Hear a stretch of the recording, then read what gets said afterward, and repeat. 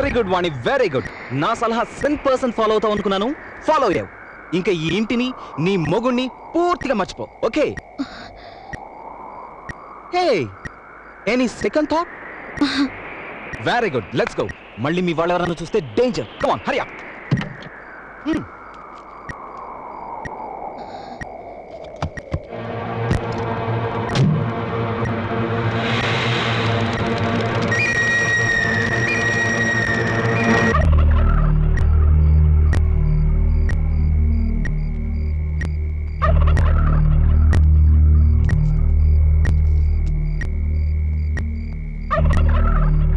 అట్టా చూడకండి బాబు, ఆకాశానికి దిష్టి తగులుద్ది. ఎండలు కాయక వానలు కొరవక బ్యాడ్ అయిపోద్దండి.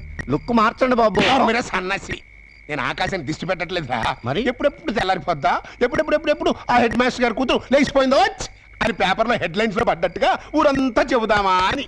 నిజమేనండి, చెప్పకపోతే మీ కడుపు ఉబ్బిపోద్ది, బుర్ర పుచ్చిపోద్ది. మరి బొల్లున తెల్లారట పెట్టి ఆ హెడ్ మాస్టర్ గారి బతుకు తెల్లగా తెల్లారిపోద్ది.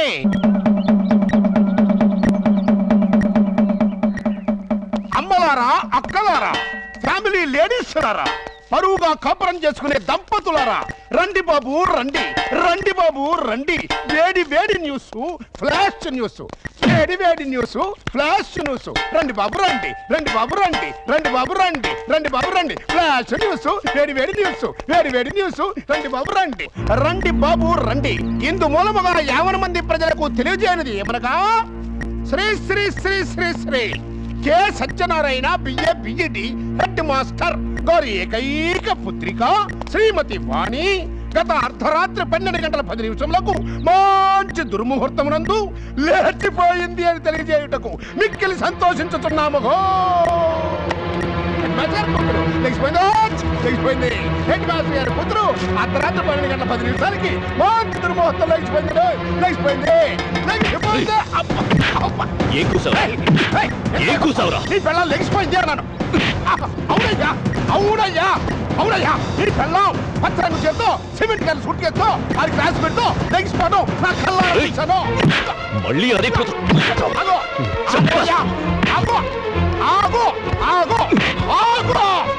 నువ్వెన్నిసార్లు కొట్టా నేను అదే కొట్టుకొస్తాను. అంతెందుకు నీ ఇంట్లో పచ్చ రంగు చీర చూడు ఉండదు, సిమెంట్ కానీ సూట్ చేస్తుందేమో చూడు ఉండదు, అంతెందుకు నీ పిల్ల ఉందేమో చూడు ఉండదు. ఎందువల్ల పోయింది.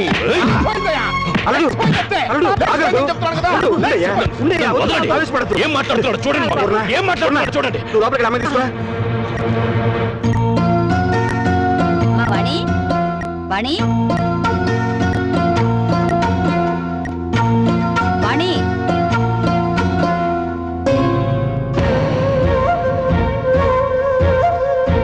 వాణి, వాణి.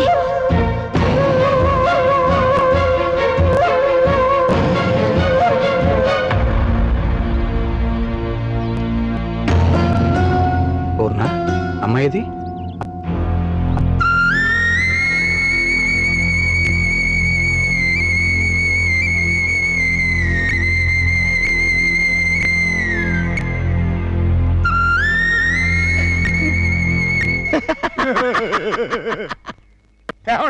ఏమనే చూశారు కదా మొహం లెగిసిపోయింది మరో నేను చెబుతుంటే ఒక్కళ్ళు కూడా నా మాట పట్టించుకోలేదు కదా. ఏమని మాస్టరు, తమది పరువు మర్యాద గౌరవం వంశ ప్రతిష్ట గల కుటుంబం కదా నానా. నేను లెగిసిపోతున్నాను అని మాస్టర్ పర్మిషన్ తీసుకుని లటక్కలు కారెక్కిందనుకున్నా. ఇంకా నయ్యం నా కొడుకు చేసుకున్నాను కాదు, నీ కోడలు లెగిసిపోయింది రో అంటూ ఈ తతంగం మొత్తం నా కొమ్మ ముందుండేది. మాస్టరు గాడ్ ఈజ్ గ్రేట్ అండి.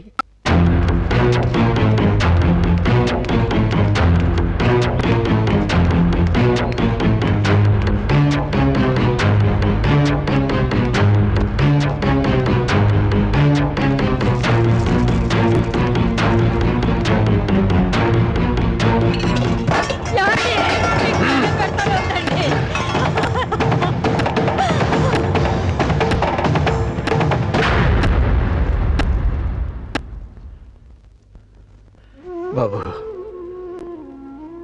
ఈ చేతులతోనే నీకు కాళ్ళు కడిగి కన్యాదానం చేశాను. అది ఇప్పుడు ఎక్కడున్నా సరే వెతికి పట్టుకుని ముక్కలు ముక్కలుగా నరికి ఆ రక్తంతో మళ్ళీ నీ కాళ్ళు కడుగుతాను. అడ్డు తప్పుకో.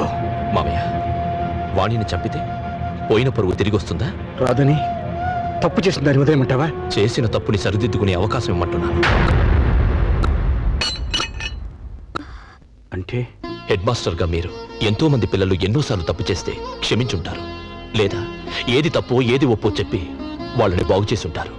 అలాంటి మీరు అది పిల్లల విషయం, కానీ ఇదే వాణి పసిబిడ్డకి తల్లైనా ఇంకా పసితనం పోలేదు. కార్లు బంగళాలే జీవితమని భ్రమలో ఉంది. ప్రలోభానికి గురై ఆశలకు ఎరై వెళ్ళిపోయి ఉంటుంది. నేను వెళ్ళి నచ్చ చెప్పి వాణిని తీసుకొస్తాను. బాబు, రెండు చేతులు ఎత్తి నమస్కరించాల్సినంత సంస్కారం నీకున్నా నాకు అర్హత లేదు. సాధారణంగా బిడ్డలు తప్పు చేస్తే తల్లిదండ్రులు క్షమిస్తారు, కానీ ఇంత అవమానం చేసిన వాణిని నువ్వు క్షమిస్తున్నావంటే నువ్వు దానికి భర్తవే కాదు, తల్లివి, తండ్రివి, దైవానివి. ఇలాంటి భర్తని పండంటి బిడ్డని వదులుకుని వెళ్ళినది బాగుపడదయ్యా. వద్దు, నువ్వు వెళ్ళొద్దు. నువ్వు వెడితే ఏదైనా అవమానిస్తుంది. అవమానించినా అభిమానించినా వాణి నా భార్య. అప్పుడు ఇంకా చులకనైపోతావు బాబు. నలుగురు చులకనగా చూసినా హేళన చేసినా అది నాకు అనవసరం. నాకు కావాల్సింది నా భార్య. ఏదో భ్రమలో ఉన్న నా భార్యని సరైన దారికి తీసుకురావడం భర్తగా నా బాధ్యత. వస్తాను. ఏమండి, అల్లుడెళ్ళి రమ్మంటే వాణి తిరిగి వస్తుందా? తప్పు తెలుసుకునేది వస్తే దానికి మరో జన్మ వచ్చినట్టు, రాకపోతే జన్మ ఉన్నా చచ్చినట్టు.